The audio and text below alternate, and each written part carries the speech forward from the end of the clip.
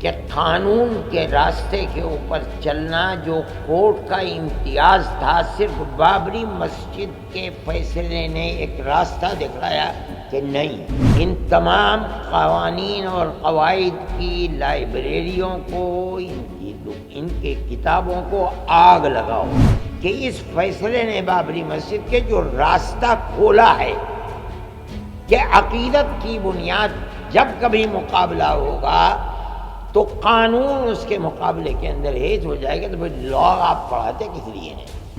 لائبریریوں کے اندر آپ کے ہزاروں کتابیں کس لیے رکھی ہوئی ہیں؟ ان کو آگ لگا دیجئے۔ حضرت صدر صاحب نے جو آپ حضرات کو یہاں تکلیف دینے کا مقصد تھا، اس کے سلسلے میں روشنی ڈالی ہے۔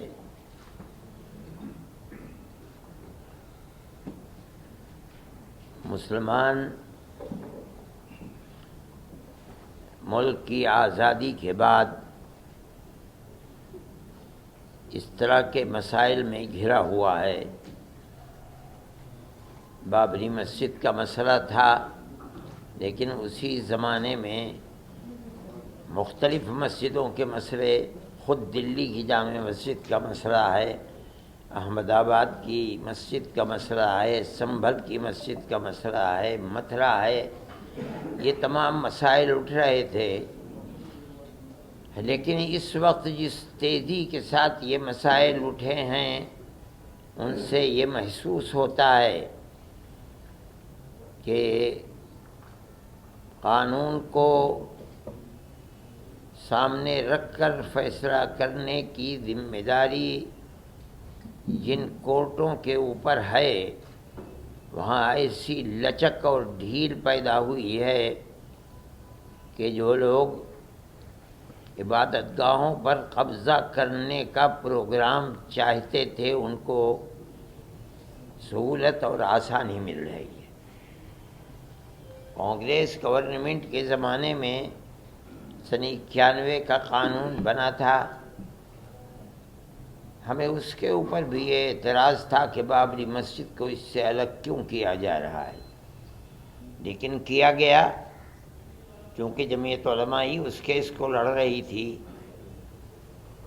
اور ہم پوری قوت کے ساتھ جو بہتر سے بہتر وکیل تھے ان کو سامنے لا کر ہم نے اپنے دعوے کو پیش کیا، اور ہم بار بار یہ بات کہتے تھے کہ ثبوت اور شواہد کی بنیاد کے اوپر، یعنی قانونی دلائل کی بنیاد پر جو فیصلہ سپریم کورٹ کا ہوگا ہم اسے قبول کریں گے۔ سپریم کورٹ کا ایک فیصلہ کہ مسجد اپنی جگہ ہے، کسی مندر کو توڑ کر نہیں بنائی گئی، یعنی جہاں بابری مسجد ہے وہ رام جنم بھومی نہیں ہے، یہ فیصلہ کورٹ نے دے دیا۔ سپریم کورٹ میں یہ دلیل تھی، سروے ہوا تھا، سروے سے ثابت ہوا کہ یہاں کوئی دوسری عمارت نہیں تھی۔ لیکن ایک دوسرا فیصلہ کہ ہم یہ مسجد اکھاڑے کو دیتے ہیں، اس کی کوئی دلیل، کوئی ثبوت، کوئی شواہد نہیں ہے۔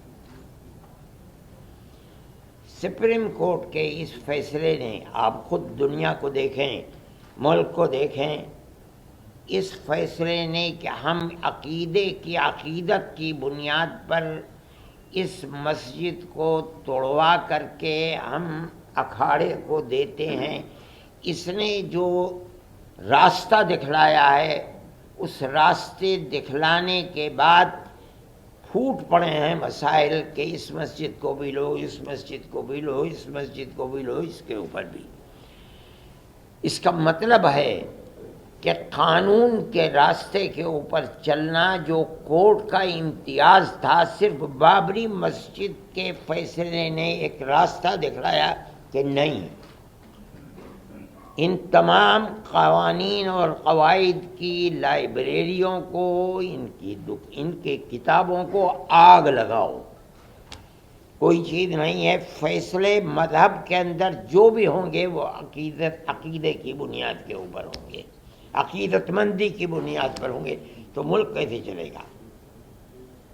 یہ تو ایک تصور یہ دیا جا رہا ہے کہ جہاں بھی اکثریت اس ملک کے اندر اپنی عقیدت کی بنیاد کے اوپر کسی مسئلے کو لائے گی، وہاں حقیقت اور ثبوت و شواہد کو نہیں دیکھا جائے گا، بلکہ وہاں یہ دیکھا جائے گا کہ اکثریت کی عقیدت مندی کیا چاہتی ہے، جو چاہتی ہے اس کو پیش کر دیا جائے گا، تو ملک کیسے چلے گا؟ یہ ایک بات ہے سوچنے کی۔ ہم صرف اتنی ہی بات کہنا چاہتے ہیں کہ اگر روش یہی چلے گی تو چاہے وہ کسی بھی اقلیت کا فرد ہو، چاہے وہ سکھ ہو، چاہے وہ جین ہو، چاہے وہ مسلمان ہو، چاہے وہ عیسائی ہو، کسی مسئلے کے اندر اس کو فیصلہ نہیں ملے گا۔ اگر مقابلے کے اندر تناؤ ہے اور اس کے اندر عقیدت اکثریت کی اس کے اندر دخل رکھتی ہے، تو اس کے اندر اس کے مقابلے کے اندر قانون بیکار اور بے اثر ہو جائے گا۔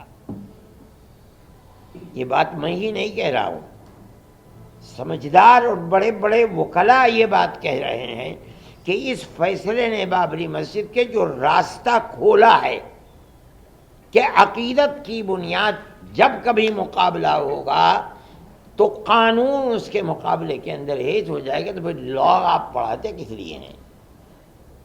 لائبریریوں کے اندر آپ کے ہزاروں کتابیں کس لیے رکھی ہوئی ہیں؟ ان کو آگ لگا دیجئے۔ یہی مسئلہ ہے۔ یہ ملک کا میں سمجھتا ہوں بہت بڑا المیہ ہے کہ اس ملک کے اندر آج مسلمان یہ کہہ رہا ہے کہ مسئلے کی بنیاد لوور کورٹ سے لے کر سپریم کورٹ تک عقیدت کے اوپر ہے، قانون کے اوپر نہیں ہے۔ میں اس کو بہت بڑا المیہ سمجھتا ہوں، اور ایک یہ داہیہ ہے، بڑا مسئلہ ہے۔ اس مسئلے کو سوچنا چاہیے، اور جن لوگوں کے ہاتھ میں ملک کی باگڈور ہے انہیں سمجھنا چاہیے کہ مسئلے ملک کو کدھر لے کر کے چلنا ہے۔ میں اس سے زیادہ اپنے افسوس کا کوئی اور اظہار نہیں کر سکتا۔ ہم سے جڑے رہنے کے لیے ہمارے YouTube چینل کو سبسکرائب کریں اور نئی ویڈیو کی نوٹیفیکیشن کے لیے بیل آئیکن کو دبائیں۔ اگر آپ یہ ویڈیو فیس بک پر دیکھ رہے ہیں تو لائک ضرور کریں اور زیادہ سے زیادہ شیئر کریں۔ دھنیہ واد۔